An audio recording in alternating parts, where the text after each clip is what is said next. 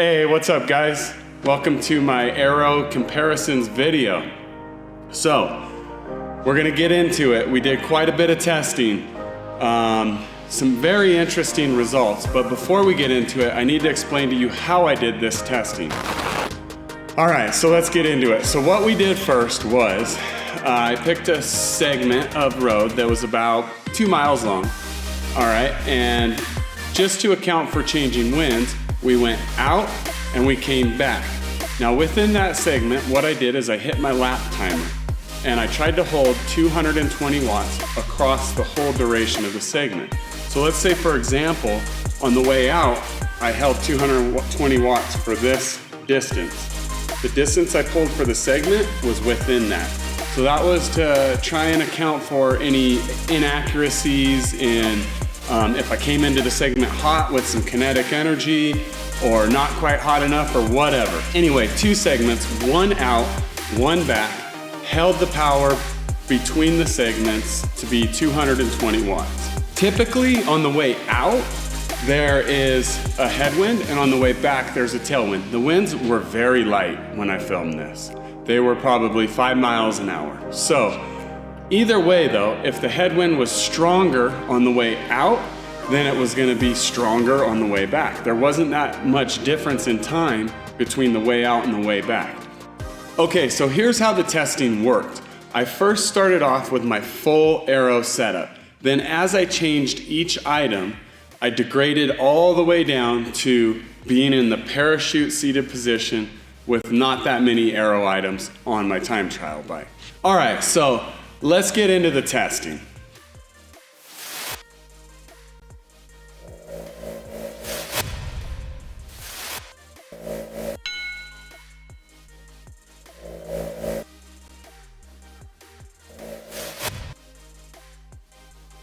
All right, so test one. First, we had our full aero setup.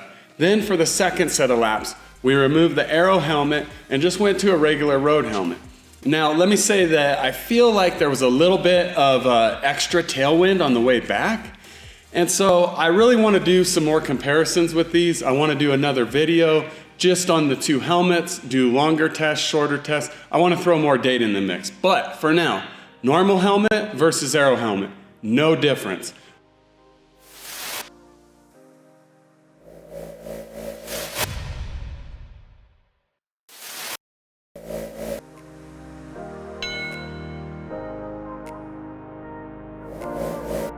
Okay, on the 3rd lap, what I did is I switched from my zip disc in the back and 808 in front to a stock Trek wheel that comes with the TT bike, which is about 40 millimeters depth, and an old Fuji 90 millimeter wheel that I had as a backup. So, total time before with the disc and the 808, 8 minutes 52 seconds. Total time with the Trek wheel in front and the Fuji wheel in back, 9 minutes, 8 seconds. That was a difference of 16 seconds and a percentage of about 3%.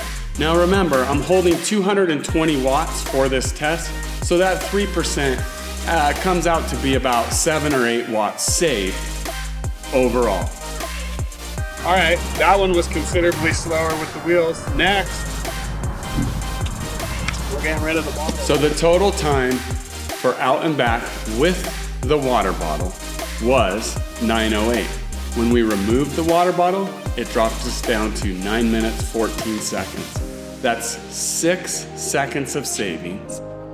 That's 1.1%. So that water bottle at 220 watts saved almost 3 watts. And this is on a quick test. It could be a little more.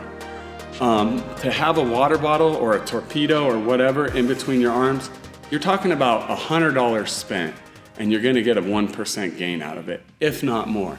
The water bottle is another thing I'd like to run a lot more tests on and see how much it actually saves. Okay, next we're gonna do road suit versus jersey and bib shorts. You guys will notice I've had my headphones in and kept them the same the whole way. Road suit, the jersey and bib shorts. Okay, so next up we did road suit versus jersey and bib shorts. I didn't expect to see much difference out of this because the road suit isn't a speed suit and it's also a little loose on me, but we did it anyway. What we found is the exact same time out and back with both. It was 9 minutes, 14 seconds. So no savings there.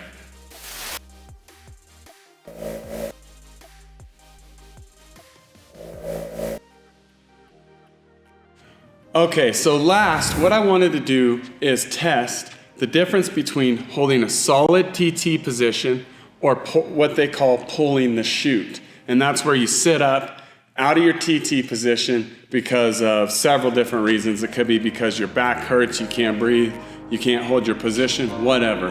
What I wanted to see is when I sit up, how much of a difference does that make? Let me tell you guys, it was huge. In TT position, out and back, our time was 9 minutes and 14 seconds. Now remember, that's degrading down. That was with all the aero stuff removed. Then we switched to parachute position, and I held sitting up and rode the whole way out and back, same wattage, same everything.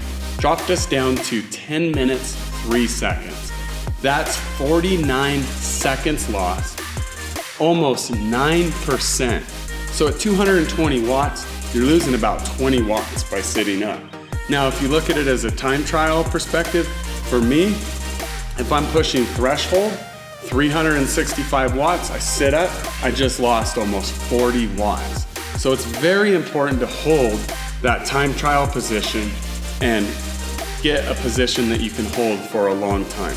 All right, guys, that's it for the video. I hope you enjoyed it.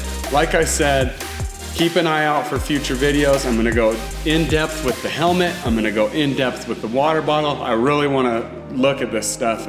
All right, guys, well, thanks for watching the video. I appreciate it. If you're not subscribed already, please subscribe. Check out the Race Across Oregon video.